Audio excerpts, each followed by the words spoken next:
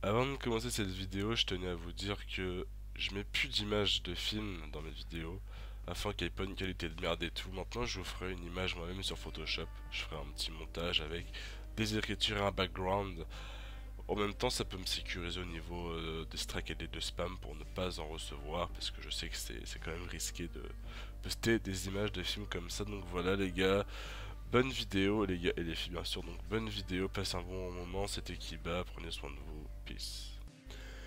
Yo tout le monde, alors pour suivre ce rythme de vidéos assez élevé des vacances, c'est-à-dire 3 par semaine, et je vais essayer de faire un truc original, c'est-à-dire une fois sur deux pendant les vacances, hein, je tiens à préciser, je vous ferai une vidéo ciné, donc là on va évidemment faire une vidéo ciné en sachant que la dernière était sur Battlefield, même si elle n'a pas fonctionné au passage, je vous remercie pas, hein, parce que c'était un condensé, et j'espère que ça fasse un peu plus de vues. Bref, alors les questions aujourd'hui d'un... Bon, on peut le qualifier d'un blockbuster, d'un gros film, alors c'est 50 Shades of Grey, donc 50 nuances de Grey. Alors comme acteurs principaux, il y a Jamie Dornan et Dakota Johnson.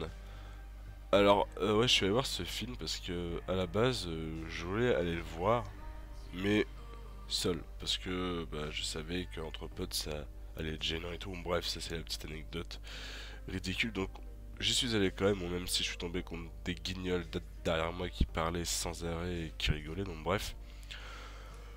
Donc pour vous faire court, le scénario en fait, donc comment on peut dire, un directeur d'une entreprise, donc l'entreprise Grey qui rencontre une soi-disant stagiaire qui remplace sa sœur qui est malade et bah, comme dans tous les films comédie romantique, voilà c'est comédie romantique érotique un petit peu, hein. Donc comme dans tous les films comme ça, bah il y a évidemment un coup de foudre et on suit toute leur épopée. Le problème c'est que bah, Monsieur Grey est un masochiste, donc aime faire mal aux femmes pour son propre plaisir et que la jeune femme, elle est encore vierge, c'est-à-dire qu'elle n'a rien fait et tout. Je pense que sur ce point-là, je ne vous spoile pas, c'est la base si vous voulez aller voir ce film. On a tous entendu parler des 50 nuances de Grey et je pense que ça c'est la base du scénario. Après voilà, on va suivre tout leur périple, toute leur histoire d'amour et leurs épopées sexuelles. Donc voilà, alors pour vous faire court, moi ce film, eh ben, j'ai étonnamment apprécié. Mais après, certains, j'étais réticent à la fin pour aller le voir parce que, euh, bon, des amis l'ayant pas vu et j'ai encore fait mon abruti à essayer de les écouter et leur faire confiance, m'ont dit ouais, de toute façon, à part du cul, y a rien dans ce film. Alors si vous pensez, si vous n'osez pas aller voir ce film parce qu'il y a trop de sexe, voilà, soyons francs, et ben vous avez tort parce que moi aussi j'ai peur qu'il y en ait beaucoup trop, que ce soit beaucoup trop exclamé, exprimé et puis montré. En sachant que bah, déjà de un c'est de l'érotisme et non du porno, et bah déjà il y a moins de choses de montrer, même s'il y a certaines scènes, les scènes vraiment hot, on va dire, commencent vers la première heure et quart, hein, vers une heure et quart, 1h20, ça commence à se dévergonder, voilà, soyons francs. Mais non, non, c'est pas du tout un film où il y a que du sexe, où il y a que de la baise, et puis que voilà, on voit les filles en train de se faire dégommer de tous les côtés. Non, non, non, pas du tout. C'est un film bien construit, moi le scénario m'a impressionné, la bande son est juste magique, toutes les musiques sont carrément géniales. D'ailleurs, faudrait que je fasse une recherche pour les télécharger parce que je suis juste amoureux de la bande son de 50 Shades of Grey et elle est sublime. Les acteurs sublimes aussi. Même si je trouve c'est que niveau scénar, bon c'est un peu tiré par les cornes évidemment, mais en même temps fallait pas s'attendre à une perfection. Et au démarrage c'est un peu long et à la fin c'est un peu court. Voilà. Comment vous dire, euh, ça fait comme si t'as une moto, tu vois. Elle veut pas démarrer, donc tu mets du temps à la démarrer, etc. Nanana, moi je connais pas, hein, mais voilà, tu presses sur le guidon là pour que la moto elle avance. Et une fois qu'elle avance et que tu as fait 15 minutes de route, et ben ça se termine directement. Tu vois, c'est-à-dire ce film-là, il a du mal à commencer. Et une fois que ça commence, que l'histoire est faite et que le dénouement final, enfin que l'action finale se passe, et ben ça termine super tôt après, hop, ça se fige. Et après je vais pas vous spoiler non plus, mais ouais je trouvais ça un peu dommage que ça soit court, même malgré que le film dure 2 heures. Ça m'a paru quand même assez court à la fin et assez long au début, c'est dommage, j'aurais pu faire une sorte d'équilibre. Bref, ce film n'est pas parfait évidemment.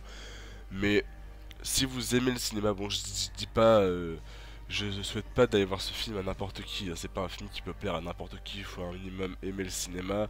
Moi j'aime absolument tout type de film, hein. C'est vrai que quand on voit de base un look à la baba cool et tout, on aurait l'impression que j'aime que des films à la con, les films d'action ou les films drôles, tel Thomas and Gijol. D'ailleurs, si on peut qualifier ça de film drôle, bref, ça c'est pas, ce n'est pas le sujet. Mais non, moi j'aime vraiment tout type de film. Et ce film-là en a fait partie. Nos étoiles contraires en a fait partie. Et Si je reste en a fait partie. Voilà, beaucoup de films différents d'un point de vue masculin, hein, parce que je peux dire que c'est vrai, un mec qui va voir Nos étoiles contraires au lieu d'aller voir Taken 3 ou qui va voir La famille Bélier au lieu d'aller voir Taken 3 aussi, ça peut peut-être vous paraître chelou, mais voilà, moi je suis plus attiré par les films qui me tirent les poils du nez. Voilà, bref. Donc voilà, pour résumer, moi ce film il m'a plu, même si le tempo est mal géré. Le tempo est pas très bien géré, mais les plans, les acteurs, je sais pas, le décor, la musique, sinon c'est magique. Voilà. Faut savoir aussi, donc pour ceux qui auraient peur que c'est de l'érotisme, alors c'est-à-dire que vous ne verrez rien de... Comment dire? Pour être franc, vous ne verrez pas de sexe féminin ni de sexe masculin, c'est de l'érotisme. Alors il vous en montre le moins possible, même s'il vous en montre un petit peu, c'est-à-dire des choses non dérangeantes comme la poitrine et le derrière, et il vous laisse imaginer le reste, c'est-à-dire c'est plutôt avec des sonorités que on doit s'imaginer ce qui se passe. C'est pas du porno où directement l'autre rentre son concombre dans le tunnel de la fille. Bref, donc ouais. Pour finir, voilà, ce film m'a pas mal plu, franchement.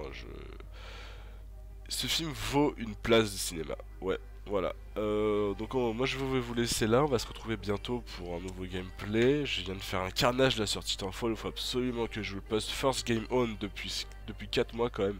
First Game One depuis 4 mois. J'ai fait un carnage comme ça, c'est plutôt rare.